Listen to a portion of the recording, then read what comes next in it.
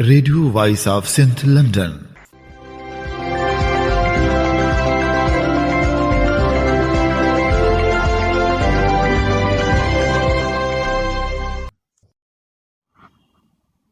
آپ سن رہے ہیں radio voice of Sindh London. خبروں، تجزیوں اور تبصروں پر مشتمل پروگرام آج کا احوال کے ساتھ میں آپ کی خدمت میں حاضر آپ کی میزبان شان سے۔ پروگرام کے آغاز میں آپ کے لیے دعا کہ آپ جہاں بھی رہیں خوش و خرم رہیں۔ 14 فروری 2024 بدھ کے دن یہ programme radio voice of Sindh London کے اسٹوڈیو سے آپ کی خدمت میں براہ راست نشر کیا جا رہا ہے۔ سب سے پہلے حالات حاضرہ پر ایک نظر ڈالتے ہیں۔ ملک بھر میں الیکشن میں دھاندلی کے خلاف احتجاج کا سلسلہ جاری ہے۔ تحریک انصاف نے ملک بھر میں انتخابی کمیشن کے دفاتر کے باہر احتجاجی مظاہرے کیے۔ راولپنڈی شہر میں جھڑپوں کی اطلاع ملی۔ پولیس نے پی ٹی آئی کے درجنوں حامیوں کو منتشر کرنے کے لیے آنسو گیس کے گولے داغے۔ الیکشن میں دھاندلی کے خلاف پاکستان بھر میں مظاہرے ہو رہے ہیں۔ عام انتخابات میں سابق وزیر اعظم کی سیاسی جماعت اور دیگر قوم پرست گروپوں کے طرف سے بڑے پیمانے پر دھاندلیوں کے خلاف مظاہرے کیے گئے۔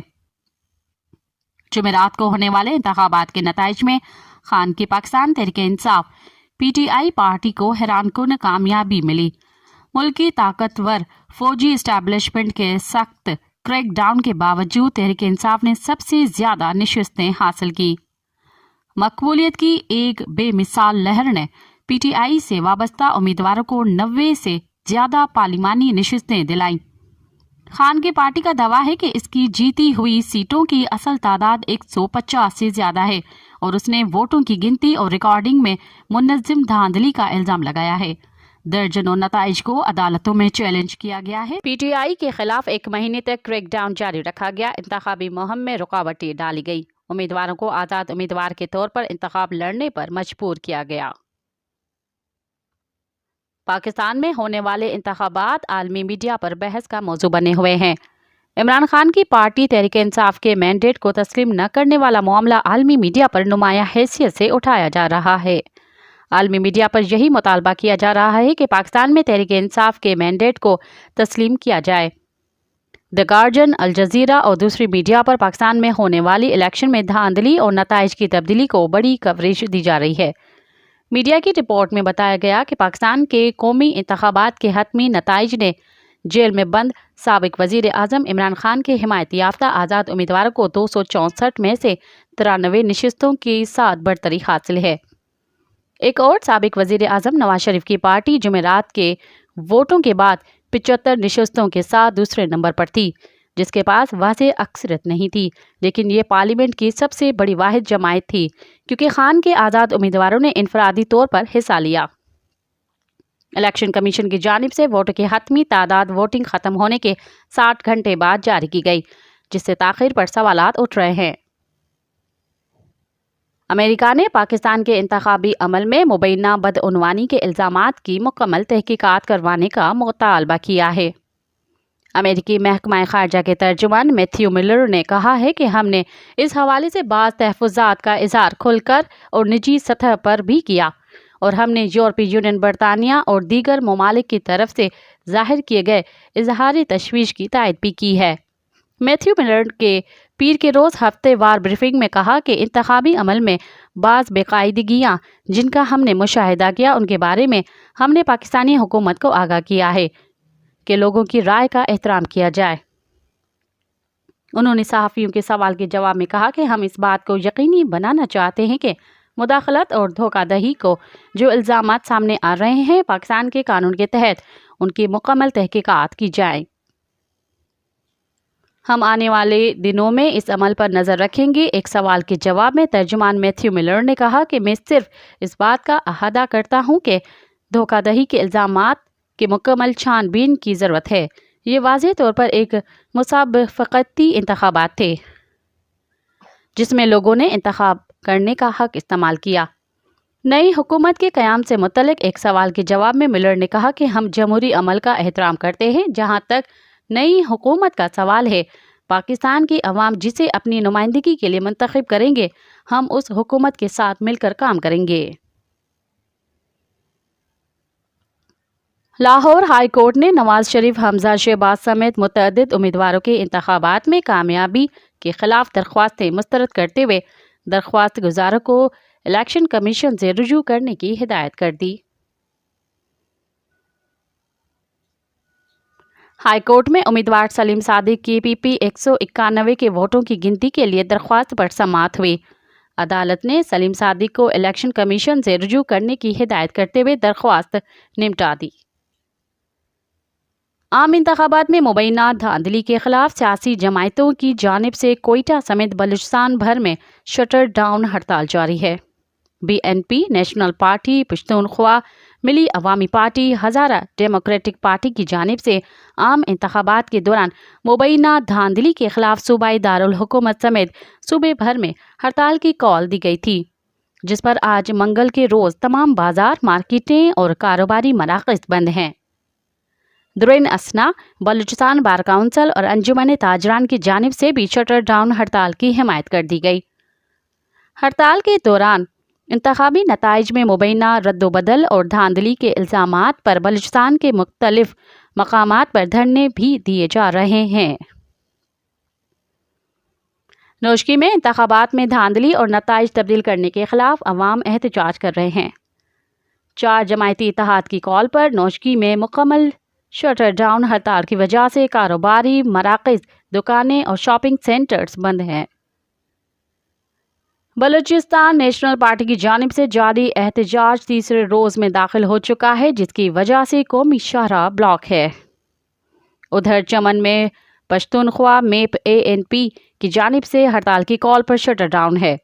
मुख्तलिफ सियासी जमायतों की जानिब से गुज़िश्ता 5 रोज़ से DRO दफ्तर के सामने धरना भी दिया जा रहा है, जबकि शहर भर में bank, passport office, NADRA office, post office भी आज दूसरे रोज़ मुकम्मल बंद है।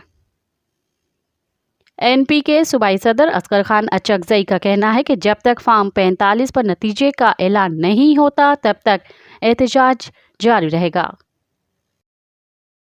पीपल्स पार्टी में साबिक सदर आसिफ जरदारी की हमशीरा फलियाल तालपुर को वजीर आला सिंध बनाए जाने की तजवीज़ सामने आई है। जरा के मुताबिक साबिक वजीर आला मुराद अली शाह और दीगर भी वजारत आला सिंध के दौड़ में शामिल हैं। पीपल्स पार्टी की जरा ने बताया कि बिलावल भुट्टो और आसिफ जरदारी ने मरकज में ओहदा कबूल न किया तो फलियाल तालपुर को वजीर आला बनाया जा सकता है। अक़वाम मुत्तहदा के सेक्रेटरी जनरल एंटोनियो गुतेरेस ने पाकिस्तान को इंतखाबात के बाद दरपेश मसाइल को कानूनी तरीके से हल करने पर जोर दिया है। अक़वाम मुत्तहदा के सेक्रेटरी जनरल ने पाकिस्तान हुकाम से मुल्की सूरत हाल पर तबादला ख्याल किया।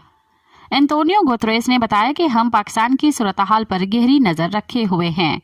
उनका कहना था कि इंतखाबात के बाद के तमाम मसाइल को तयशुदा कानूनी तरीक़ेकार के जरिए हल करेंगे।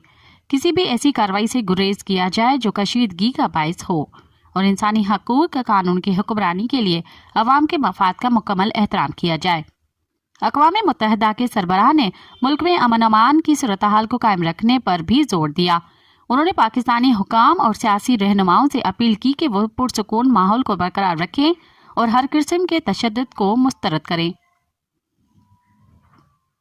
पाकिस्तान तहरीक-ए-इंसाफ PTI ने मरकज और पंजाब में मजलिसुल वहदतुल मुस्लिमीन MWM के साथ मिलकर हुकूमत बनाने का ऐलान किया, जबकि खैबर पख्तूनख्वा में जमायत इस्लामी पाकिस्तान के साथ इत्तेहाद होगा। मंगल को इस्लामाबाद में न्यूज़ कॉन्फ्रेंस करते हुए PTI के मरकजी तर्जुमान रऊफ हसन ने दावा किया कि कौमी असम्बली में हमारी 180 नशिस्तें हैं। तर्जुमान PTI का कहना था कि इमरान खान का कहना है कि IMF के पास जाना मसले का हल नहीं, मुस्तहकम मईशत के लिए ओवरसीज पाकिस्तानियों की सरमायाकारी ज़रूरी है।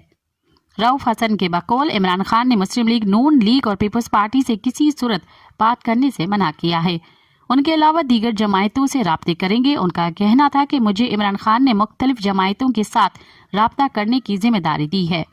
खैबर पख्तूनख्वा में इत्तेहाद के लिए जमायत इस्लामी से राब्ता करेंगे। पीपल्स पार्टी का मुस्लिम लीग नून के वजारत उज़्मा के उम्मीदवार को वोट देने का ऐलान। इस्लामाबाद में प्रेस कॉन्फ्रेंस करते हुए बिलावल भुट्टो का कहना था कि अपनी हुकूमत बनाने का किसी भी जमायत को मुकम्मल मैंडेट नहीं मिला। پیپلز پارٹی حکومت میں وزارتیں نہیں لے گی، لیکن ملکی مسائل کے حل کے لیے حکومت سازی میں مسلم لیگ نون کے امیدوار کو ووٹ دیں گے۔ بلاول بھٹو زرداری کہتے ہیں کہ ان کی خواہش ہے کہ آصف زرداری ملک کے صدر بنے۔ ان کا کہنا تھا کہ آصف زرداری سب کو ساتھ لے کر چلنے کی صلاحیت رکھتے ہیں۔ ان کا کہنا تھا کہ ایسا نہیں کہ میں اپنے والد کو ایوان صدر میں دیکھنا چاہتا ہوں۔ ملک جل رہا ہے، بجھانے کی صلاحیت صرف آصف زرداری کے پاس ہے۔ کوٹ ڈی جی کے نزدیک 7 سالہ علی رضا حجانو کو بے دردی سے قتل کیا گیا۔ گوٹ علی بخش حجانو سے علی رضا لاپتہ ہو گئے تھے، جس کی لاش زرعی زمین سے ملی۔ علی رضا کو قتل کر کے لاش پھینکی گئی تھی۔ بلوچ طلباء کے عدم بازیابی کیس میں اسلام آباد ہائی کورٹ نے پیر 19 فروری کو نگراں وزیر اعظم انوار الحق کاکڑ کو طلب کر لیا۔ دوران سماعت اسسٹنٹ اٹارنی جنرل عثمان گھمن نے بتایا کہ 12 میں سے ایک اور طالب علم بازیاب ہو گیا ہے۔ انہوں نے کہا کہ اٹارنی جنرل آج دستیاب نہیں، سماعت ملتوی کی جائے۔ جسٹس محسن اختر کیانی نے ریمارک دیے کہ جبری گمشدگیوں کی سزائے موت ہونی چاہیے اور ملوث لوگوں کو 2-4 سزائے موت ملنی چاہیے۔ نگراں وزیر اعظم پیر کو 10 بجے خود پیش ہوں اور خود پیش ہو کر بتائیں کیوں نہ ان کے خلاف مقدمہ درج کیا جائے۔ سپریم کورٹ نے جڑاوالا واقعے پر پنجاب حکومت کی رپورٹ مسترد کر دی۔ چیف جسٹس نے ریمارکس دیے ہیں کہ پنجاب حکومت کی رپورٹ ردی کی ٹوکری میں پھینکنے کے قابل ہے۔ اقلیتوں کے حقوق سے متعلق کیس کی سماعت سپریم کورٹ اسلام آباد میں ہوئی، جس میں دوران سماعت چیف جسٹس قاضی فائز عیسیٰ نے استفسار کیا کہ ملک بھر میں کتنے گردوارے ہیں، جس پر وکیل اکرام چودھری نے جواب دیا کہ موجودہ مقدمہ 6 گردواروں کا ہے۔ ملک بھر کی تفصیل گزشتہ سماعتوں میں جمع کرا چکے ہیں۔ چیف جسٹس نے ریمارکس دیے کہ آپ حقائق کیوں چھپانا چاہتے ہیں، سچ عوام کے سامنے آنے سے کیوں روکا جا رہا ہے، جس پر متروکہ وقف املاک بورڈ کے وکیل نے عدالت کو بتایا کہ تمام حقائق عدالت کو دے چکے ہیں۔ چیف جسٹس نے کہا کہ عدالت کا کچھ تو احترام کریں۔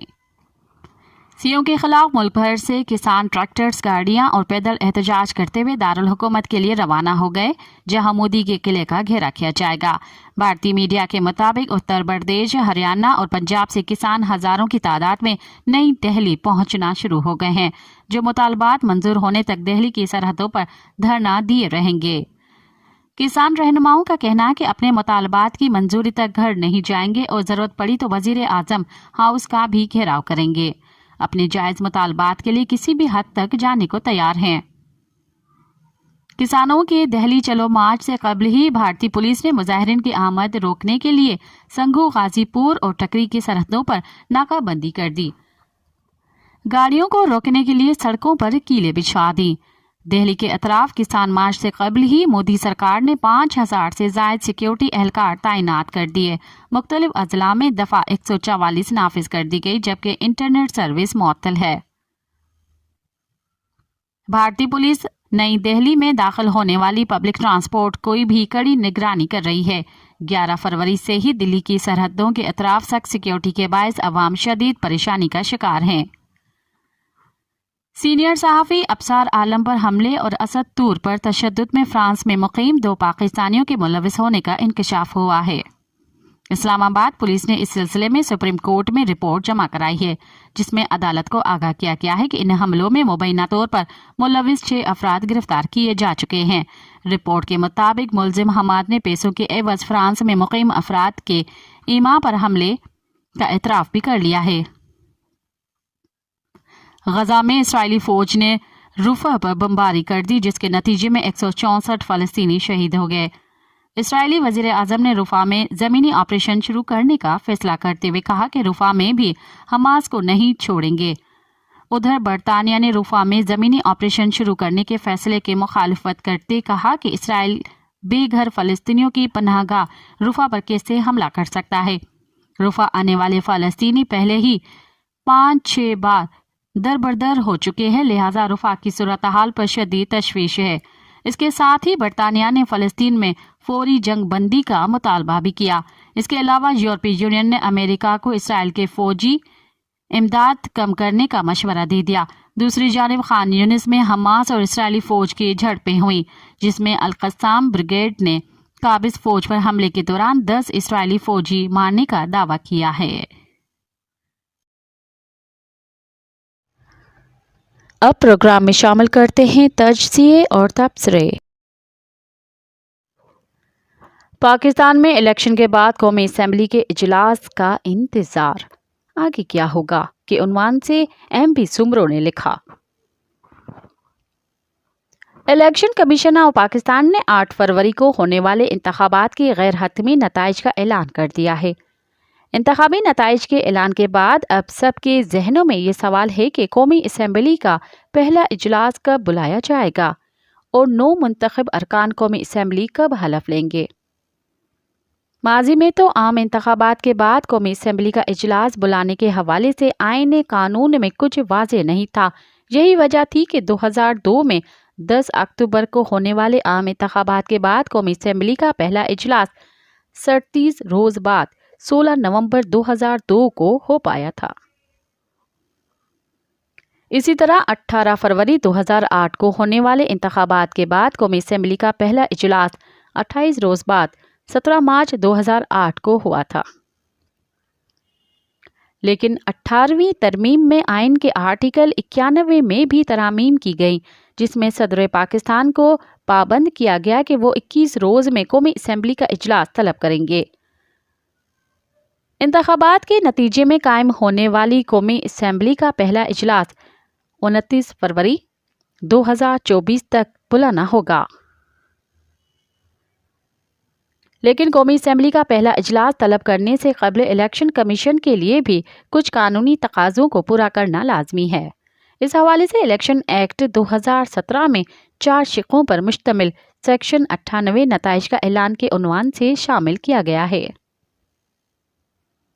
इलेक्शन एक्ट के सेक्शन 98 की शिक 1 में कहा गया है कि रिटर्निंग अफसरान से हतमी नताइज मौसूल होने पर इलेक्शन कमीशन पोलिंग डे के बाद 14 रोज़ के अंदर कामयाब उम्मीदवारों का नोटिफिकेशन जारी करेगा। इलेक्शन एक्ट 2017 के सेक्शन 98 को देखा जाए तो वाज़ेह होता है कि इस सेक्शन के तहत मुंतखब उम्मीदवार 17 फरवरी 2024 तक इंतखाबी अखराजात की तफसीलात जमा कराने के पाबंद हैं। इस तरह इलेक्शन कमीशन हर सूरत 22 फरवरी 2024 तक कामयाब उम्मीदवारों की कामयाबी का गेज़ट नोटिफिकेशन जारी करेगा। कौमी असम्बली के पहले इजलास से क़ब्ल इलेक्शन कमीशन को आईन पाकिस्तान के तहत एक मज़ीद अहम मरहला मुकम्मल करना होता है। आइन के आर्टिकल 51 की शिक 6 दाल में कहा गया है कि ख़वातीन और अक़लियतों के लिए मखसूस नशिस्तें पार्टी की जानिब से मुल्क के तमाम सूबों में हासिल करदा कौमी असम्बली की नशिस्तों की बुनियाद पर तकसीम की जाएंगी। अगर इलेक्शन कमीशन गेज़ट नोटिफिकेशन जारी करने के लिए दी गई मुद्दत के आखिरी रोज़ यानी 22 फरवरी को भी नोटिफिकेशन जारी करे तो 25 फरवरी तक कामयाब आज़ाद उम्मीदवार किसी भी सियासी पार्टी में शमूलियत इख्तियार कर सकते हैं। इसके बाद कौमी असम्बली में हर सूबे के लिए आईन पाकिस्तान के आर्टिकल 51 में दी गई मखसूस नशिस्तें मुतल्लिका सूबे से आम नशिस्तें हासिल करने वाले जमायतों को हासिल की गई आम नशिस्तों की तादाद के मुताबिक अलाट की जाएंगी। इसी तरह ख़वातीन और अक़लियतों के लिए मखसूस नशिस्तें अलाट होने और तरजीही फहरिस्त के मुताबिक नोटिफिकेशन जारी होने का मरहला 26 या 27 फरवरी तक मुकम्मल हो जाएगा। इसके बाद कौमी असम्बली का पहला इजलास आइन के तहत 29 फरवरी को बुलाने से पहले दरकार सारे मराहल मुकम्मल हो जाएंगे। 29 फरवरी तक 8 फरवरी को होने वाले आम इंतखाबात के नतीजे में पाकिस्तान में 16वीं कौमी असम्बली कायम हो जाएगी। कौमी असम्बली के पहले दिन के इजलास में 9 मुंतखब अरकान असम्बली हलफ उठाएंगे। जहां पाकिस्तान में पार्लिमानी इंतखाबात के नताइज इस वक्त सबसे हॉट टॉपिक हैं, इसी तरह इंडिया में भी इनमें गहरी दिलचस्पी ली जा रही है।